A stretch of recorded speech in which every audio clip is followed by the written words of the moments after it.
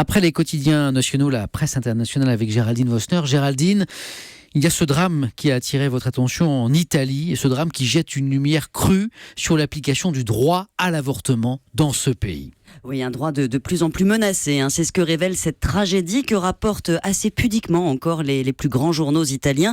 Une jeune femme, une jeune maman est morte le week-end dernier alors qu'elle tentait de mettre au monde ses jumeaux, des bébés grands prématurés. La grossesse s'est mal passée et quand l'accouchement s'est déclenché à 19 semaines, tout s'est accéléré. La mère, l'un des enfants était en détresse.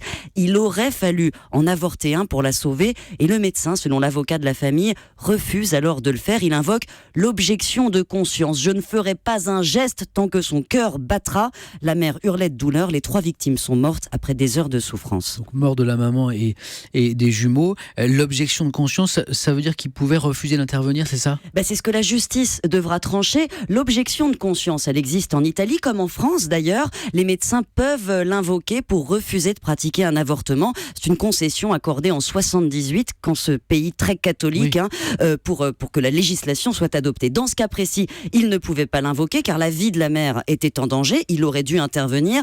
L'hôpital nie d'ailleurs toute erreur. Mais au-delà, Samuel, c'est la brèche qu'a laissée cette loi qui est mise en lumière, commentée dans toute la presse. En France, ça pose peu de problèmes, mais en Italie, 70% des gynécologues sont objecteurs de conscience. Et ce taux atteint 88% dans le sud du pays.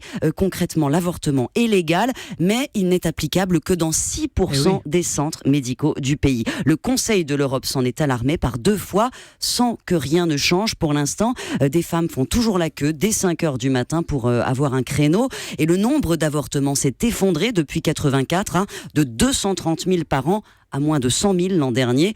En même temps, le nombre de fausses couches a explosé parce que c'est ce qui émeut la presse aujourd'hui. Les femmes les plus démunies qui n'ont pas les moyens de se rendre à l'étranger avalent n'importe quoi pour se faire avorter. Donc un droit à l'IVG en Italie mais qui n'est pas applicable. Merci Géraldine.